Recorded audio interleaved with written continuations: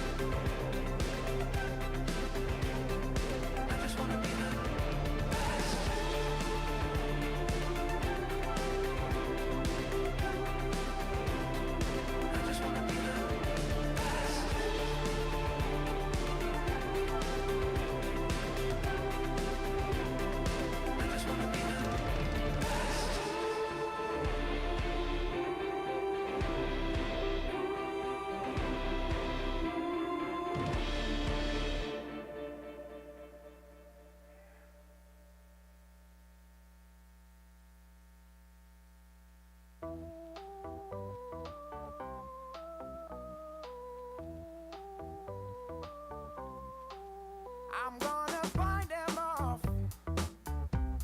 A seven-nation army couldn't hold me back. They're gonna rip it off, taking their time right behind my back. And I'm talking to myself at night because I can't forget. Back and forth through my mind behind a cigarette. And the message coming from my eyes says, leave it alone. Alone, oh, leave it alone. Leave it alone, oh yeah. Oh, leave it alone. All right, it is 11 o'clock. We're going to get started here in just a moment. Please find a seat. Coaches, please find a seat. We're about to get this opening session underway. Don't wanna hear about it. Every single one's got a story to tell. Everyone knows about it. From the Queen of England to the Hounds of Hell. And if I catch it coming back my way, I'm gonna serve it to you.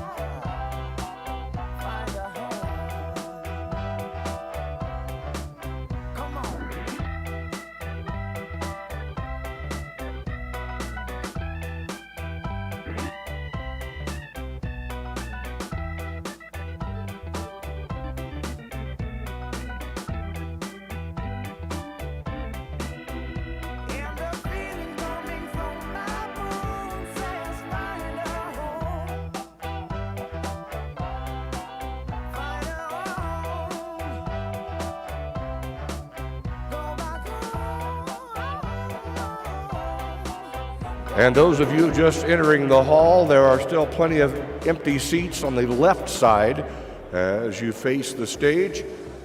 Please find a seat so we can get started. Thank you.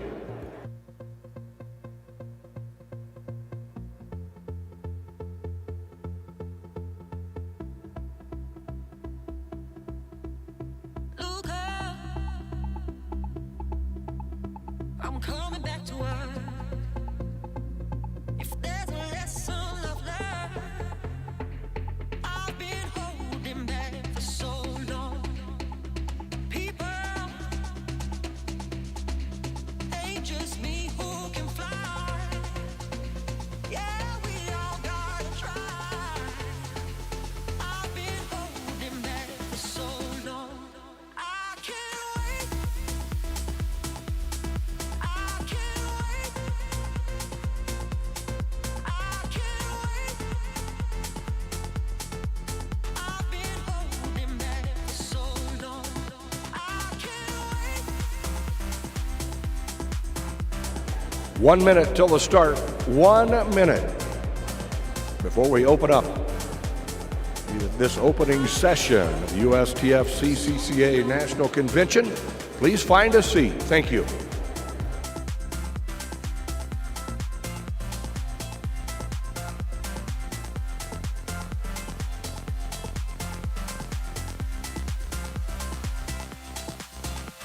Look up,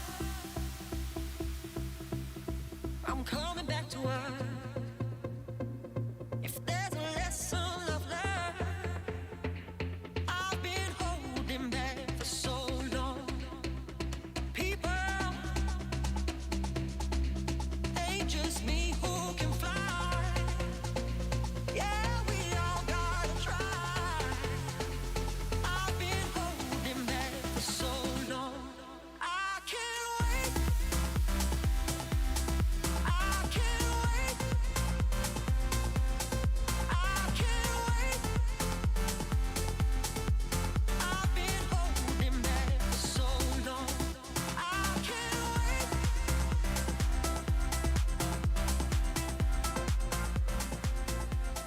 I can't wait.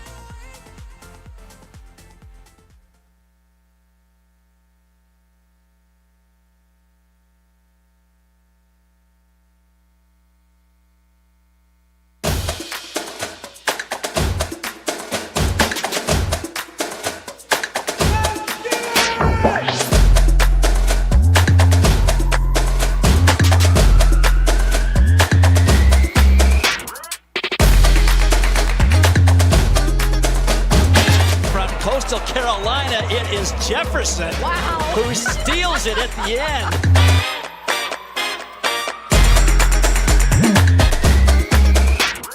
And Schofield can't believe it.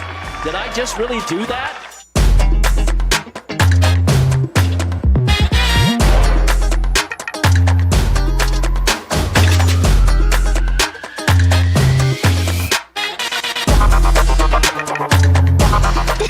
John's funny.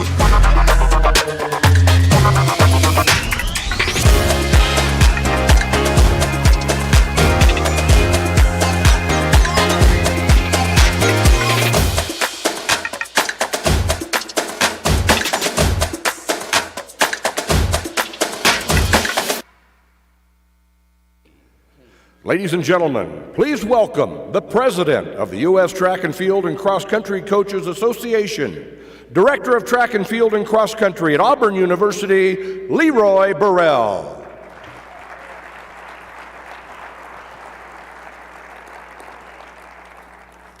Good morning, everyone. Welcome to the 2022 convention of the U.S. Track and Field and Cross Country Coaches Association. Today's a wonderful day. We get to gather and celebrate some of our accomplishments from our various staffs for national championships for this year. We get to honor some of our former great coaches for their accomplishments and contributions to the sport. And we get to gather in a free and willing environment to learn, to grow, to network, and to improve our lots as track and field coaches. Now, I want to take a moment to thank our leadership in the organization, especially our executive director, Sam Seams, for his work to put this together, and his staff. You guys do not realize the amount of work, the amount of effort, and the amount of commitment to this sport this Sam and his staff have, and I think they deserve a round of applause as we start our meeting.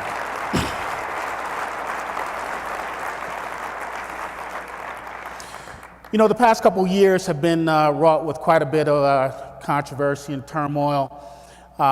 We've risen out of a pandemic.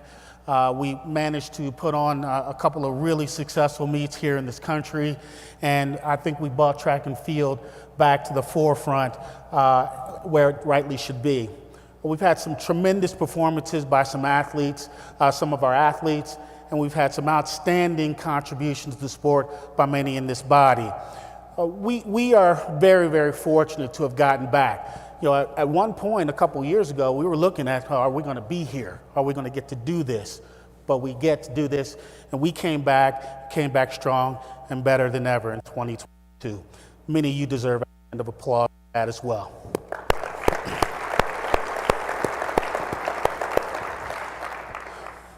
I'd be remiss if I didn't say that we have some challenges moving forward. All right, our sport is still at a crossroads. Collegiate athletics is changing dynamically over the has changed dynamically over the last couple of years, and will continue to change.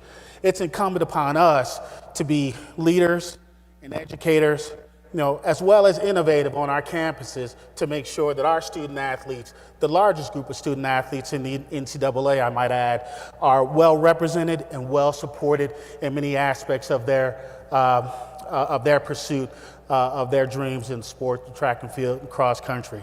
So I charge each and every one of you for the next couple of days to network, to learn, to grow. All right, and to take some of that dynamic attitude back to your campuses and represent your student athletes to the highest degree with your administrators and with your university leadership. It's very, very important that we become a center point, if not a center point, at least a point of focus on our campuses for our sport, because we have a lot of athletes in our charge.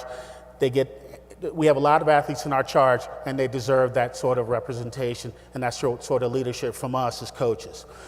So with that, I'd like to once again welcome you to the convention. Let's use this opportunity as a time to grow. Hey, we got to stay indoors now, so we got to kind of get a little bit cozy and coalesce. Well, let's do that, and let's show the collegiate athletic world that the track and field coaches are strong, we're viable, we're worthwhile, and our student athletes mean a lot on our campuses.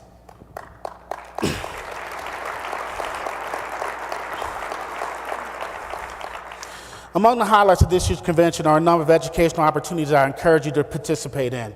There are 28 technical symposiums spread across different disciplines: endurance, sprints, hurdles, jumps, and throws. Many of you already took part in them today. This year, technical symposiums are presented by Drake Relays. In addition to the technical symposiums, we have professional development sessions, high school coaching seminars, assistant coach seminars, and director operations seminars. Please take part in them. Just yesterday, we had a Women in Coaching seminar, which continues to break records for attendance. And if you feel like going for a run, I haven't done much of that lately, join us and members of the United States Marine Corps for a short shakeout tomorrow morning at 6 a.m. So meet in the lobby and Semper Fi. And thank you for the Marine Corps for not only your support, but also for your service.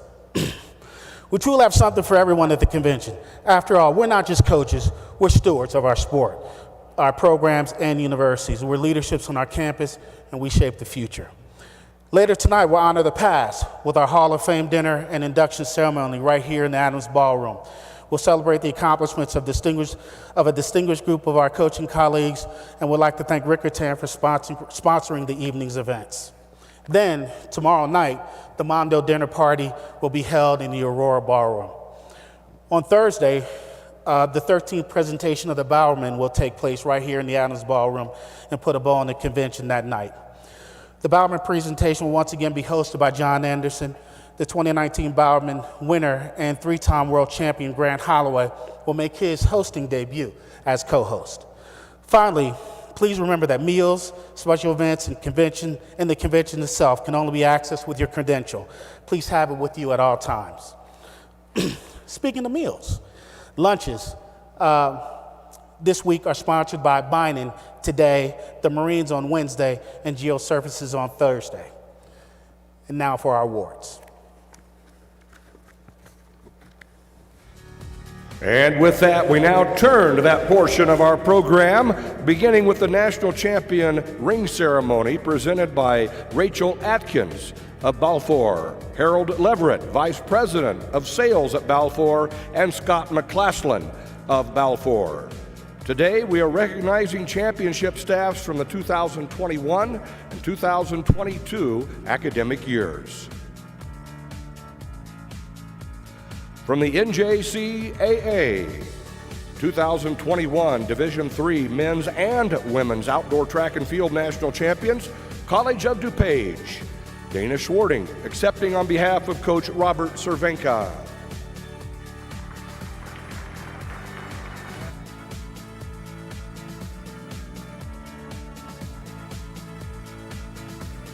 (2021) Division III men's cross country national champions, Joliet Junior College and Coach Jeff DeGraw.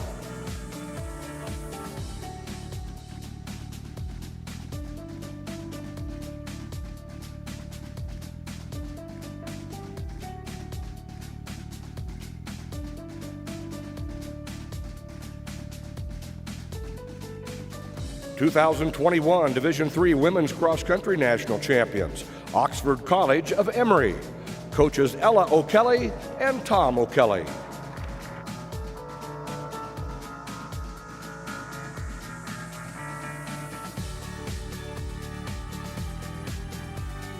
(2021) Division II men's cross country national champions, Cowley College, accepting on behalf of head coach Mark Phillips, Coach Cameron Reith.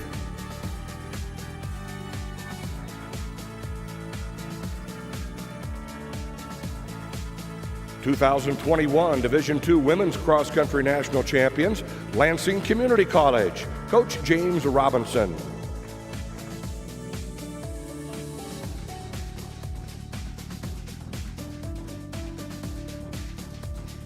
(2021) Division I women's cross country national champions, College of Southern Idaho, Coach Lindsay Anderson.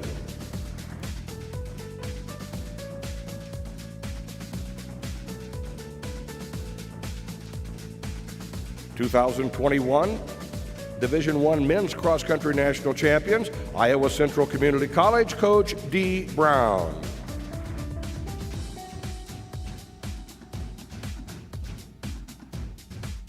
(2022) Division I women's indoor track and field and outdoor track and field national champions, Iowa Western Community College, coaches Doug Marshall, Shalene Williams, Jamarius Amos, and Mark Bierbaum.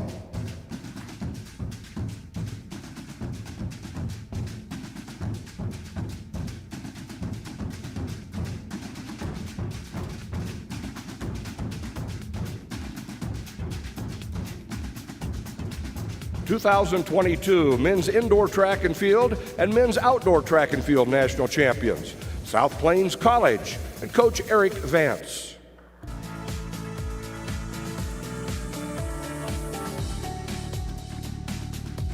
From the NAIA, 2022 women's indoor track and field national champions, the Indiana Institute of Technology, accepting on behalf of head coach Doug Edgar, coaches Alex Kluchke and Austin Rourke.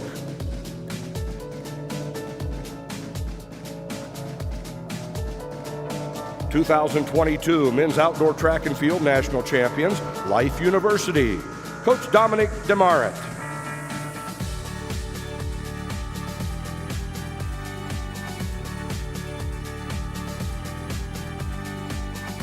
From NCAA Division III, 2021 women's cross country national champions, Johns Hopkins University, accepting on behalf of head coach Bobby Van Allen, coaches Shedrick Elliott and Maura Nestow.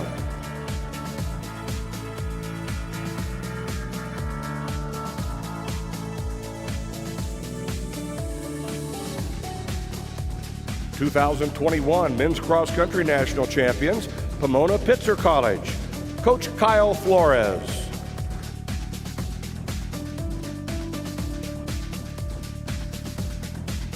2022 Men's Indoor Track and Field Co-National Champions, Washington University in St. Louis. Accepting on behalf of head coach Jeff Stiles, Coach Ray Williams.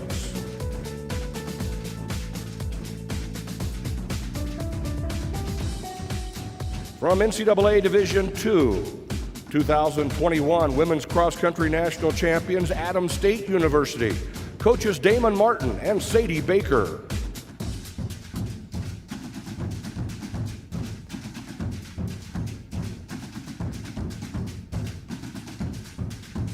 2021 Men's Cross Country and 2022 Men's Indoor Track and Field National Champions, Grand Valley State University. Accepting on behalf of head coach Jerry Baltus, coaches Reynaldo Radlin and Eric Kramer.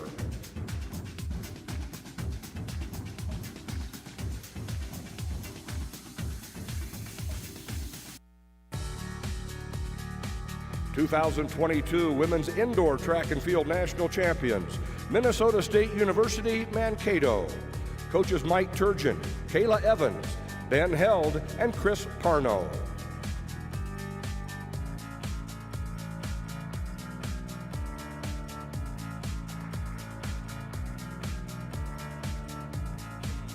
(2022) Men's Outdoor Track and Field National Champions, Pittsburgh State University. Coach Kyle Rutledge.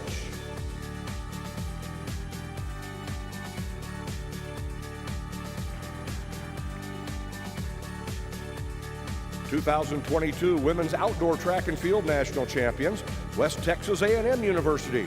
Coaches Matt Stewart, Zach Daniel, Ryan Gibson, and Randy Denham.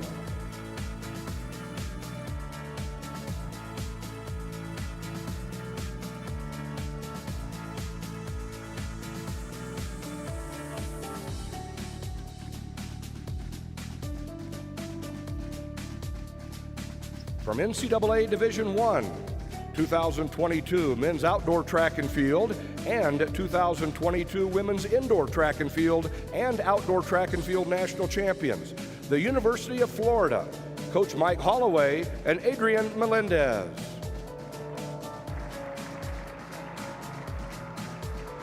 2021 Women's Cross Country National Champions, North Carolina State University. Coaches Lori Hennis, Raleigh Geiger, Chad Pearson, and Matt Schick.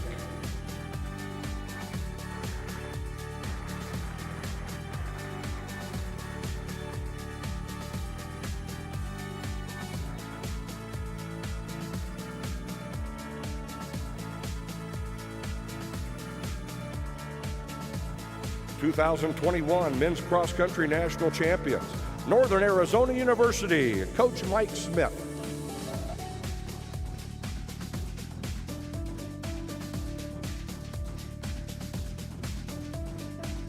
2022 Men's Indoor Track and Field National Champions, the University of Texas at Austin.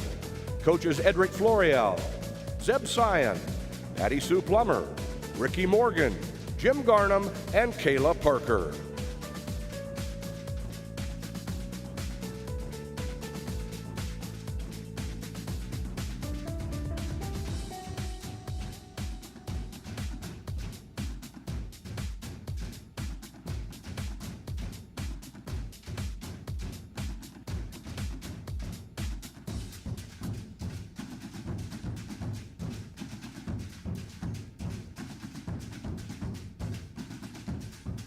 And now another round of applause for our national championship coaching staffs.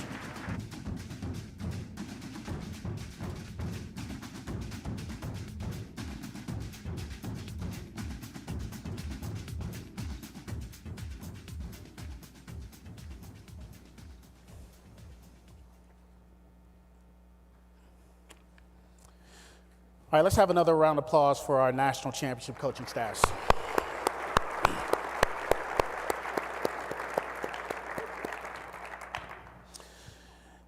And now with 2022 2022 being the end of my term as president, we move on to the election of officers to our association and to its board of directors. The positions of USTFCCCA President, Secretary, and Treasurer for election this year for a three-year term. As required by our association's bylaws, as president, it is my duty to appoint a nominations and election committee. Their task was to seek qualified candidates for the position. Appointed to the nominations committee were Dennis Shaver of LSU as chair, and members Dana Schwarting of Lewis and Carrie Cluckhone of North Carolina Central. Unfortunately, Carrie couldn't be with us today, but Dennis and Dana will come forward to present the nominating committee slate of candidates to the membership. Dennis? Thank you, Leroy. We considered a number of qualified candidates as well as our eligible incumbent officers for each of these positions. During this process, we had to keep in mind certain restrictions within our bylaws on the maximum number of representatives from each division that can serve on the board at one time. We believe we have identified 3 great coaches for these positions and would like to briefly introduce each of them to you now. For president, we nominate Carol Smith Gilbert, the director of men's and women's track and field at the University of Georgia. Carol has previously served as the Division I at-large member on the board of directors. Her experience and service to the association are just 2 of the many reasons we present her as our recommendation for the position of president. For secretary, we nominate Dave Osanovich, the head coach of track and field at Shippensburg University. Dave has previously served as the chairman of the NCAA Division II Executive Council, among other roles with the association. For our treasurer, we nominate Gary Aldrich, the head coach of track and field at Carnegie Mellon University. Gary has previously served as the president of NCAA Division III.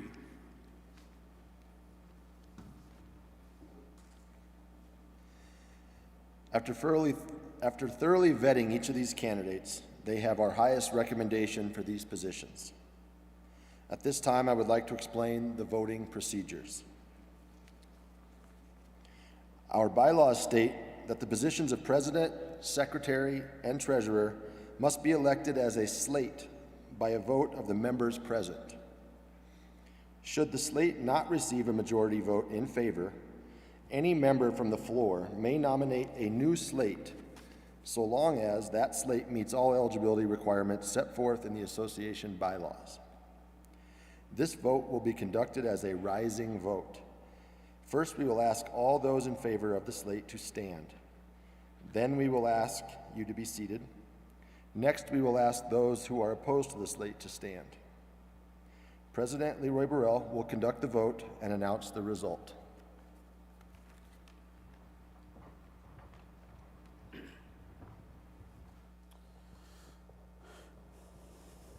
Thank you. You've heard the nominations from the nominations committee. Is there a motion to elect the slate as presented? That means somebody's supposed to say something. I'm sorry.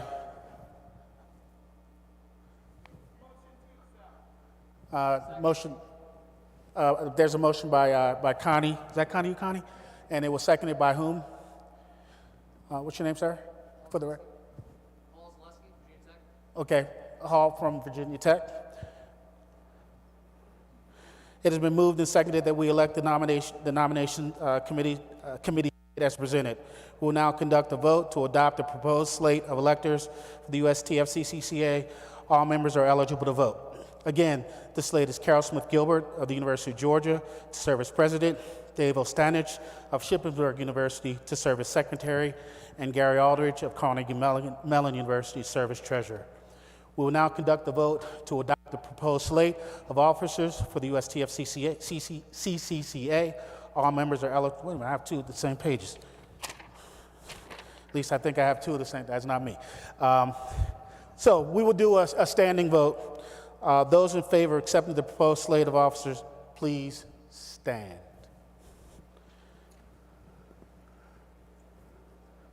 Please remain standing as we collect the vote for the record.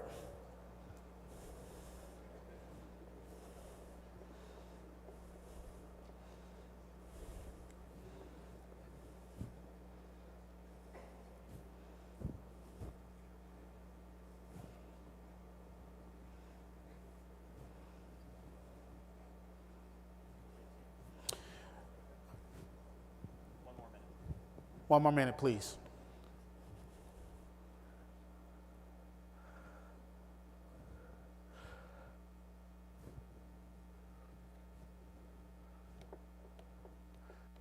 We should like some music or something. Do, do, do, do, do, do, do.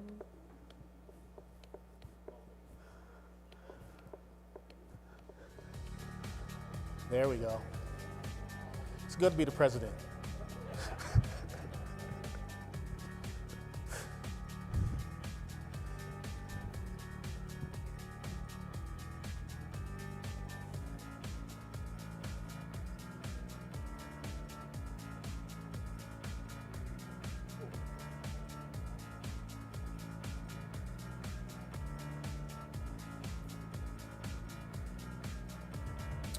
Thank you. You may be seated. We're not done yet, though. If there is any opposition, would you please rise? Man, you guys are a real compliant group, man. Maybe I need to run for president or something like that.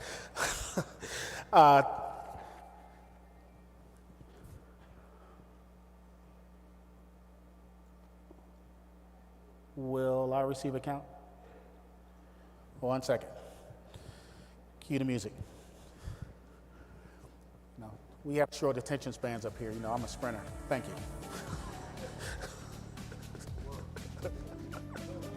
Yeah.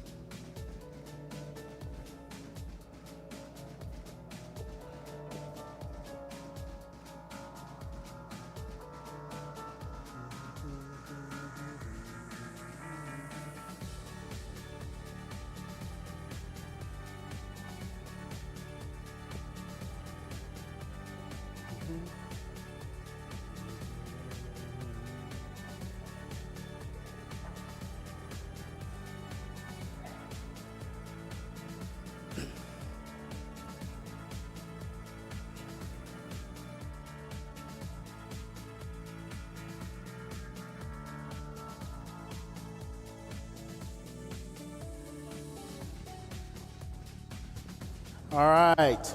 So, unlike some current elections in this country, we have the results right away. You know I was going to say something like that, right? Oh, so the yeas were 509. There were zero against and 0 abstain. So the affirmative has it, and the slate is elected. Carl Smith Gilbert is elected to serve as president for the USTFCCCA. I got to say that better. USTFCCCA. Dave Ostanich is selected to serve as secretary, and Gary Aldridge is elected to serve as treasurer. I know that the future of our association is in great hands. Let's have a hand for the board's newly elected officers.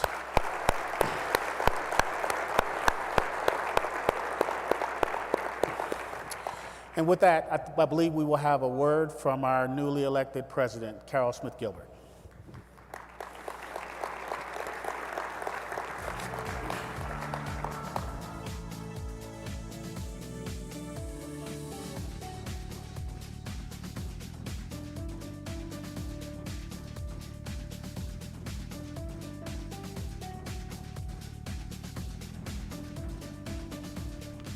Hello, everyone. I want to say a few things. Leroy, you did an outstanding job, so thank you, because you served us through a time of turmoil, and I appreciate everything. It's truly an honor to be recognized by my peers, all of you guys. I appreciate it, and I really love the diverse sport of track and field and cross country, so this means a lot to me. I do have a few ideas I believe can have a positive effect on our sport. So you will be hearing from me soon. Now, here's the most important thing. Denver is my hometown.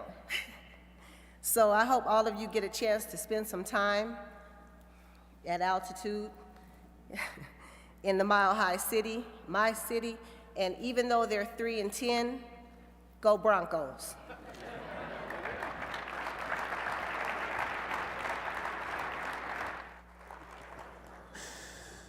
Thank you. I've known Carol since I was 18 years old. That's amazing. Congratulations, Carol. Now it's time to present the association's Jimmy Carnes Distinguished Service Award. The award, named for former association executive director Jimmy Carnes, is presented to individuals who've gone above and beyond the call of duty in their service to the association and the sports of track and field and cross country.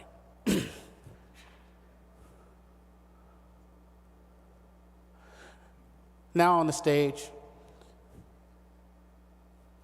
is USTFCCCA Executive Sam Seams to present the award. The recipient of this year's award is Beth Alfred Sullivan of the University of Connecticut.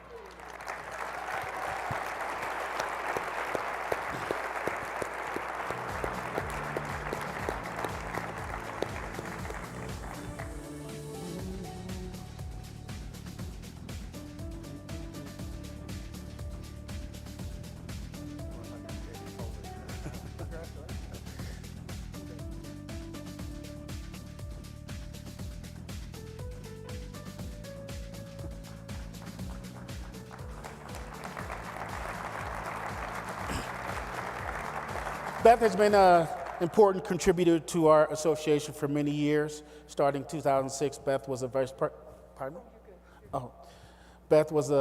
first vice president of the NCAA Division I track and field before serving one of her 2 terms as USTFCCCA Board of Directors as a Division I at-large member. Then, after serving as the NCAA Division I track and field president from 2009 to 2010, and another stint as a D1 at-large member on the board, she was elected president of the association in 2013. Please join me once again in honoring the 2022 recipient of the Jimmy Carnes Distinguished Award, Beth Alfred Sullivan. Beth, I'll hold it for you. Sam can definitely keep a surprise, so I had no idea. So I appreciate this opportunity, the award. I've committed a lot of time to this association and seen it come up from ground zero, I think, as he said. I spent a week in Florida locked in a room with Sam rewriting the bylaws about 15 years ago. So it's meant a lot, and you all mean a lot. This, our sport, I think Carol said it, is a phenomenal sport, a diverse sport, a challenging sport. We're in challenging times, and the more that we can come together, the more that we can serve together, the more that we can be strong together, I think is the best thing we can do. So good luck to everybody, happy holidays, and thank you very much.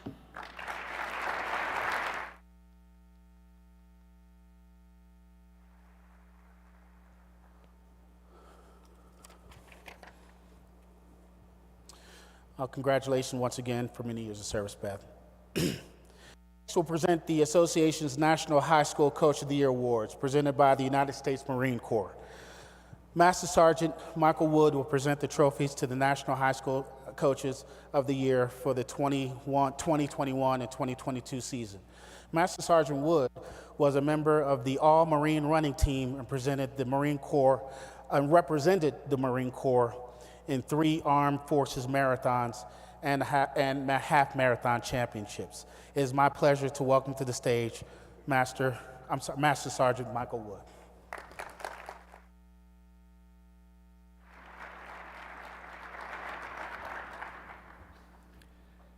On behalf of the United States Marine Corps, I would like to congratulate the winners of the National High School Coach of the Year Award. The amount of hours, hard work, and unrelenting dedication has not gone unnoticed. The role you play in mentoring and developing the young men and women of our nation is indispensable. You have demonstrated the same fighting spirit that is present in every Marine standing watch for our nation across the globe. It's not always about scoring the most points or being the first to cross the line. Coaches impact their athletes by teaching life skills and developing positive relationships.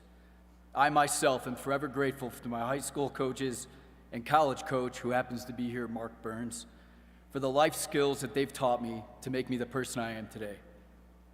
As we seek to attract the Marines for tomorrow, we make 3 promises to our nation. We make Marines, we win our nation's battles, and we return quality citizens. We are proud to partner with the U.S. Track and Field and Cross Country Coaches Association, and we look forward to cultivating deeper relationships with all you amazing coaches present here. Don't forget, I know he already stated 06 tomorrow morning for a nice little run. Again, to the coaches, congratulations and Semper Fidelis.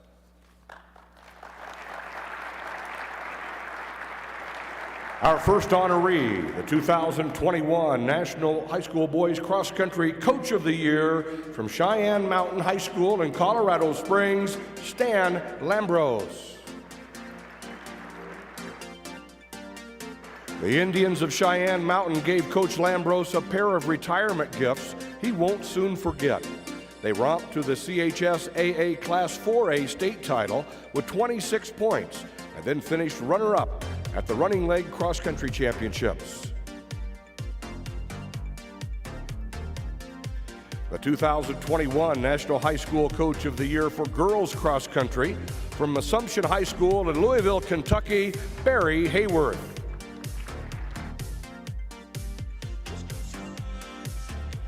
The Rockets of Assumption blasted off in the postseason, winning both the KHSAA region and state titles by 16 points, then took runner-up honors at the NXN Southeast Region Championships, with 2 sophomores finishing in the individual top 10. The 2022 Boys Track and Field National Coach of the Year. From Salesianum in Wilmington, Delaware, Tim Byrne. Salesianum totaled 170 points at the DIAA State Championships, 10 more than the previous all-time class best. They scored in 17 different events at the state meet. The 2022 Girls National Track and Field Coach of the Year from St. John's College High School in Washington, D.C., Desmond Dunham.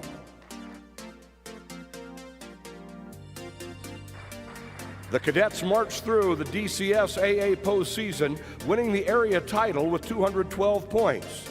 They later capped their year by winning the National Elite 4x400 relay at the Adidas Outdoor Nationals.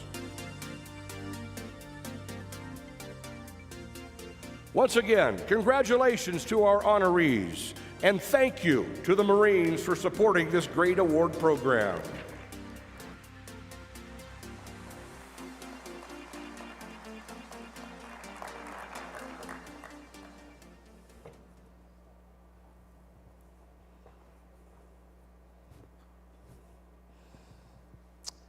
Once again, a round of applause for outstanding achievements from high school coaches in our association.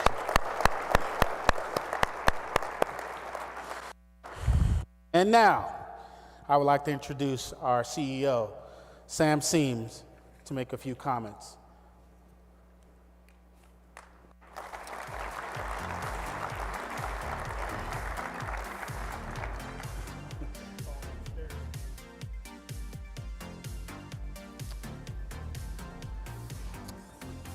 Good day, everyone.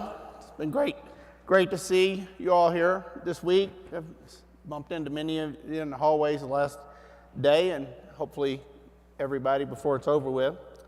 But before beginning my comments, I want to share with all of you a glimpse of the USTFCCA's inaugural Collegiate Track and Field Cross Country Athlete Hall of Fame presentation that was held on June 6, 2022.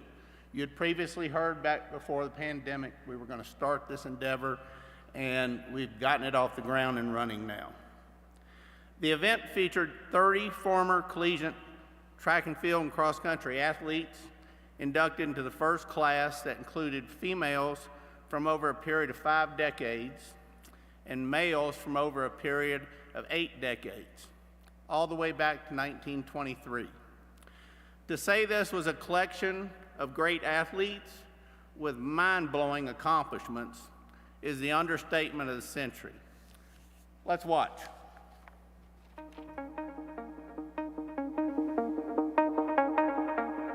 We present you with the Collegiate Track and Field Cross Country Athlete Hall of Fame. Enjoy. Jenny Beringer Simpson, Ralph Boston, Steve Prefontaine, Jackie Johnson Howell, Jim Ryan, Vicky Huber Radowski, Billy Olson, Carl Lewis, DeHart Hubbard, Suleiman Nambui, Carlette Gidry, Jackie Joyner Percy,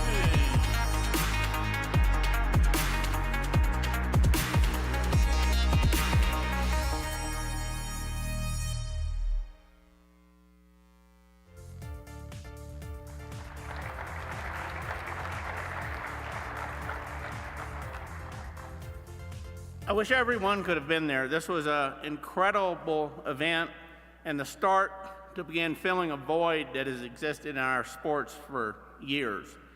I am extremely excited that we have started down the road to respect the history of our sports and its great competitors. For your calendar, the 2023 Collegiate Track and Field and Cross Country Athlete Hall of Fame, inducting the second class, will be held in Eugene, Oregon on September the 14th of this year. I've got some comments that I want to make and pass along, and I'm going to classify them as dual: potential and challenges. I want to take a few minutes this morning while we're all together and talk about the topics of potential and challenges. I have always loved and admired coaches. I think I caught the admiring coaches disease when I was a young gym rat in a small town where coaches were looked up to as visible leaders not only in the school but in the community as well. However, I'd be less than honest to not admit that working with coaches on a daily basis is very challenging, and at certain times of the day, a little hate encroaches into that love of coaches. I get over it pretty quick. Potential and challenges are two subjects that track and field and cross country coaches confront in every day on several fronts. Potential is something coaches work with their athletes on each day. Encourage them to reach their academic potential, their athletic potential, and their potential as a human being. Challenges find their way to a coach's desk multiple times a day from many sources: administrators, athletes, medical personnel, alumni, boosters, parents, and the list can go on and on and on. This is not to mention family or from not being home for one's family. Every coach in this room understands the list of challenges facing coaches is growing by the day. However, to date, somehow, some way, coaches deal with and more times than not address these challenges through what must be described as some kind of miracle juggling process. A coach's time is precious. And in the never-stop sports of track and field and cross country, this is especially true. Their time is usually reserved or occupied for everyone except themselves. However, coaches also need to find and dedicate time and energy toward reaching their own potential as a professional in their profession of coaching, as a mentor to student athletes, and most of all, their potential to be a great spouse, parent, and family member. However, a coach's workload needs to expand further. Cross-country and track and field coaches need to also be guardians of their sports, because we have two, not just their programs. I love both cross-country and track and field as you do, but in today's world, and especially in the world of collegiate athletics, there are numerous external forces in motion, and many of them could affect the welfare and existence of our sports today more than ever before.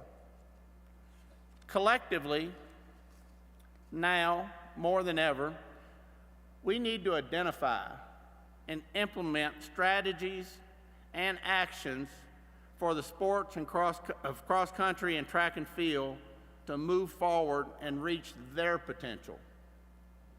Are the sports of cross-country and track and field great? You bet they are. In fact, if someone in this room doesn't believe that, I don't know how you get the juices flowing to go to work each morning. Have the sports of cross-country and track and field reached their potential? No.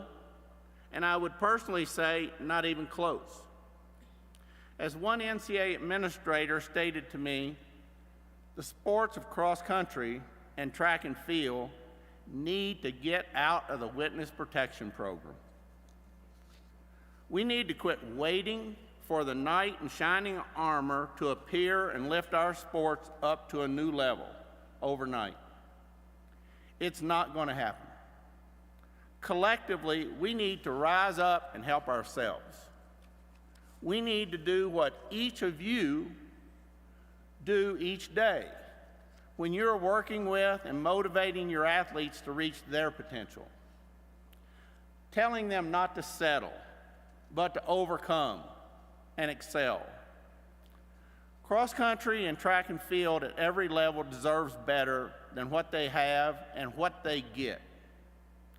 But we need to position ourselves in the correct manner and exhibit value to decision makers based on their scale of measurement if we expect to receive either support or respect.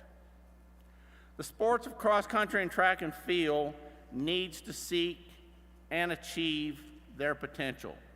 This will only happen if we make it happen. It would be great for all of us to jump up and down now, start working toward advancing our sports, but stop. We first must address a challenge that has undeservingly been thrown in the face of collegiate track and field. And in certain years, it could reach down even to the high schools. World Athletics and USA Track and Field have recently notified the NCAA that meets conducted under and athlete performance marks obtained under the NCAA rulebook will no longer be eligible for World Athletics performance lists and rankings. The World Athletics publication, Qualification System and Entry Standards document for the 2023 World Championship states, quote, under the section of conditions for the validity of performances, all performances must be achieved during competitions organized or authorized by World Athletics, its area associations, or its national federations, and conducted in conformity with World Athletics rules, and for which, starting 1 January 2023, an application has been submitted in advance. After several inquiries to USA Track and Field and USOPC as to whether or not this written statement in the document means that an athlete's performance mark would only be accepted if achieved in a meet conducted under World Athletics rules, we finally got the answer, yes. You may be asking yourself, why is this mandate to be in conformity with World Athletics rules for an athlete's performance mark to be eligible for the World Athletics list and rankings is being required now, when it's never in history been previously required by either World Athletics or its predecessor organization, the IAAF. If there's an answer to this question, to date, it's been kept a secret. The NCAA rulebook states that NCAA member institutions are required to conduct their contest according to these rules. In other words, those in the NCAA rulebook. In addition, NCAA bylaws also require that NCAA member institutions conduct their contest under NCAA rules. USA Track and Field and the USOPC are telling the NCAA that they must adjust and follow World Athletics rules, or they will be denying student athletes an opportunity to achieve a performance mark for World Athletics list and rankings. By the way, I would personally say that this message is being delivered as a threat. I believe they are also forgetting that most competitions open and professional track and field athletes compete in the United States are one of the approximate 1,600 NCAA meets conducted each year by you and NCAA member institutions. Make no mistake, it is World Athletics, USA Track and Field, and the USOPC who are the ones arranging the requirements to deny student athletes this opportunity, and also the entities who could easily solve this mess they have created by disrespecting NCAA governance and its rules, as has been acceptable for decades. I find it odd that within the last few days, World Athletics named Sydney McLaughlin and Mondo Duplantis as their 2022 World Athletes of the Year. But under the new criteria, World Athletics would not have even recognized Sydney's best performance mark in the world achieved at the SEC meet in 2018, or Mondo's performance mark at the SEC mark in 2019 that was the third best mark in the world that year. In fact, this isn't the first effort to restrict the recognition and or value placed on NCAA achieved performance marks. That came with the World Athletics ranking system, where even the NCAA Division I Track and Field Championships is assigned a low rankings value. Some of you may remember that Tyra Giddens was denied a spot in the field of 24 athletes at the 2021 Tokyo Olympic Games in the heptathlon, even though she had the 11th best performance mark in the world, which was achieved at a NCAA competition, and other top 24 marks that year as well. World Athletics gave Olympic Games entry in the heptathlon to 13 women with lesser performance marks, including one female with a performance mark of 253 less points. It's obvious that World Athletics is uneducated on the NCAA track and field system, and that the United States has no representation on the world stage by either USA Track and Field or the USOPC. Otherwise, you and your athletes wouldn't be facing this challenge we are today. There is one more meeting to be held concerning this subject on Monday of next week.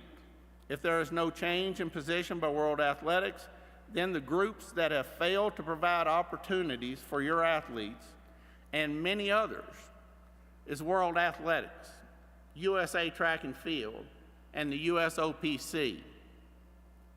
We may be in disagreement with the NCAA in general on many occasions, but make no mistake, in this case, the NCAA is not the culprit.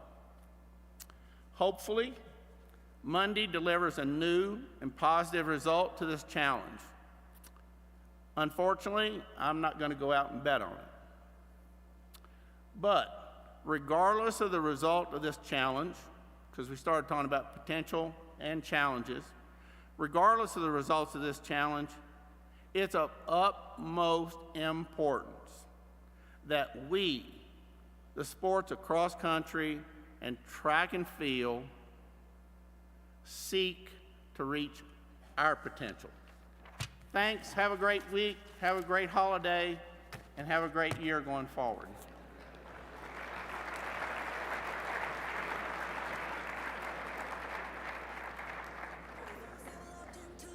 Secret thoughts so bad they come true. Sometimes at night I feel you lying next to me, baby. But these are things I can never tell you. I can't imagine. Hold on, whoa. Hold that horse in the back.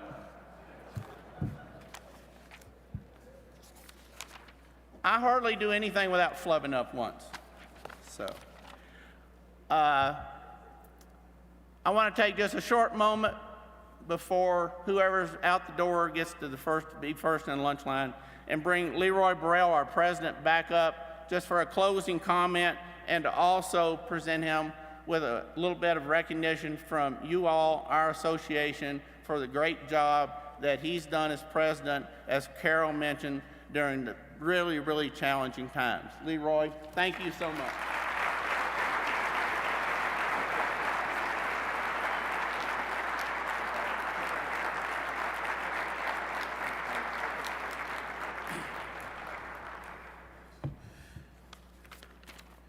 Well, thank you, Sam. I really appreciate that. And I get you can obviously tell that this is a very poignant and prominent event issue. I mean, in our association, and I think it's something what Sam mentioned there, something that we really have to wrap our heads around, and really kind of rally ourselves to support our student athletes as they try to pursue not only their education, collegiate athletic careers, but also their Olympic dreams as well. So thank you, Sam. Well, you know, we have a lot of promising days ahead, and it starts today. We have a lot of challenges as well, you know, and we need to get on it. As we close, I have a couple of reminders to share. To begin, I want to inform you that our future convention, as Carol mentioned, will be right back here in Denver in 2024. We'll return to Orlando Grand Lakes in Florida. 2023. In 2024, we'll return to our Orlando Grand Lakes in Florida. Please be sure to visit and support the exhibit booths. Please reciprocate their support of our organization by visiting them and purchasing their products. They're a key element to our association's success and financial stability. Thank you. And one final thing. Lunch today is sponsored by Bynum Sports Surfacing and will be served in the Aurora Ballroom, which is upstairs on the second floor past the coffee bar. When leaving, attendants will direct you in that direction. The 2022 opening session is dismissed. Let's have lunch. Thank you very much, everyone.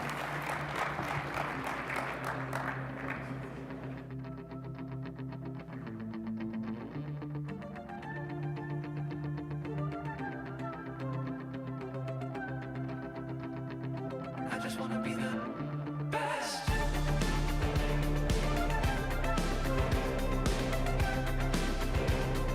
I just wanna be the best.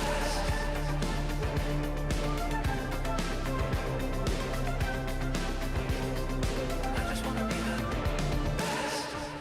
I'm hardly perfect, I'm barely good, just shy of greatness. I'm heavy metal and hollow wood, just shy of patience. Me, I wanna walk a little bit taller. Oh, me, I wanna feel a little bit stronger. Oh, me, I wanna think a little bit smarter. Said I just wanna be the best. Me, I wanna walk a little bit taller. Oh, me, I wanna feel a little bit stronger. Oh, me, I wanna think a little bit smarter. Said I just wanna be the best.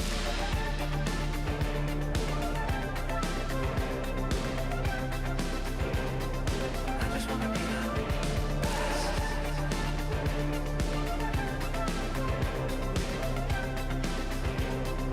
I just wanna be the best. Oh, doctor, I have no clue of modern beauty. So fix my face up with diet glue and science fiction. Me, I wanna walk a little bit taller. Oh, me, I wanna feel a little bit stronger. Oh, me, I wanna think a little bit smarter. Said I just wanna be the best. Me, I wanna walk a little bit taller. Oh, me, I wanna feel a little bit stronger. Oh, me, I wanna think a little bit smarter. Said I just wanna be the best.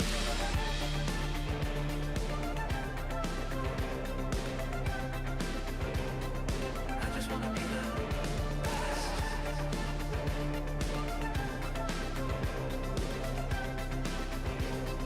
I just wanna be the best.